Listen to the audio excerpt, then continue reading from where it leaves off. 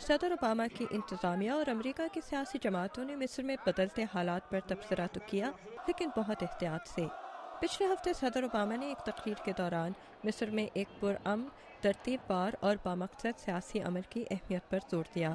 An orderly transition must be meaningful, it must be peaceful, and it must begin now. امریکہ میں بعض ماہرین کے مطابق صدر اوباما مصر کے صدر حسنی مبارک پر مزید دباؤ ڈال سکتے تھے، لیکن واشنگٹن کے ایک think tank centre for strategic international studies کے اینٹونی کورٹسمن کا کہنا ہے کہ اس صورت میں احتیاط برتنے میں کوئی برائی بھی نہیں۔ مبارک سے استعفے کا مطالبہ اپنی جگہ، لیکن ان کا عہدہ سنبھالنے والا کوئی نہ ہو تو کیا فائدہ؟ لیکن centre for strategic international studies کے ہی ایک اور تجزیہ کار مارک کوارٹرمن کا کہنا ہے کہ مصر میں موجودہ صورتحال کے نتائج کے بارے میں کوئی پیش گوئی کرنا بہت مشکل ہے۔ ایک اہم سوال تو یہ ہے کہ آنے والے دنوں اور ہفتوں میں مصر کی فوج کا کیا کردار ہوگا۔ دوسرا یہ کہ کیا مصر میں حزب اختلاف کوئی ایسی جماعت بنا سکے گا جو حکومت کے ساتھ مذاکرات میں شامل ہو سکے۔ ان دونوں معاملات کے بارے میں ابھی کچھ بھی نہیں کہا جا سکتا۔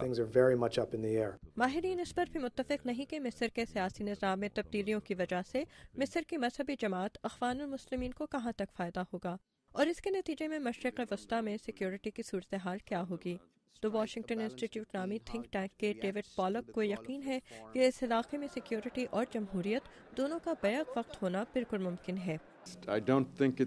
میں نہیں سمجھتا یہ کوئی آسان کام ہوگا، اس میں بہت غیر یقینی ہوگی اور نقصان کا خطرہ بھی۔ کوئی بھی یقین کے ساتھ یہ نہیں کہہ سکتا کہ نتیجہ اچھا ہی ہوگا، لیکن میں سمجھتا ہوں کہ امید کی کچھ بنیاد ضرور ہے۔ اخوان المسلمین اور دہشت گرد جماعتوں کے درمیان تعلقات بھی بعض امریکی ماہرین اور عہدیداروں کے لیے باعث تشویش ہیں۔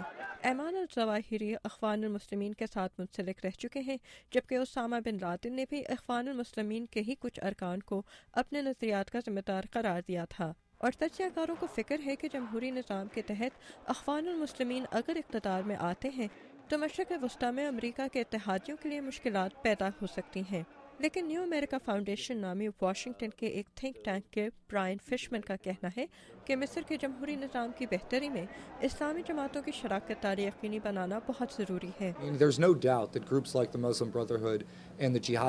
میں کوئی شک نہیں کہ اخوان المسلمین جیسی جماعتوں اور جہادی گروپوں میں بہت کچھ مشترکہ علامات ہیں۔ ان کے نظریات اور سیاسی بنیادیں ایک ہی ہیں، لیکن ہم نے دیکھا کہ اخوان المسلمین سے منسلک جہادی گروپ اس وقت وجود میں آئے جب اخوان المسلمین کو سیاسی نظام کا حصہ بننے سے روکا گیا۔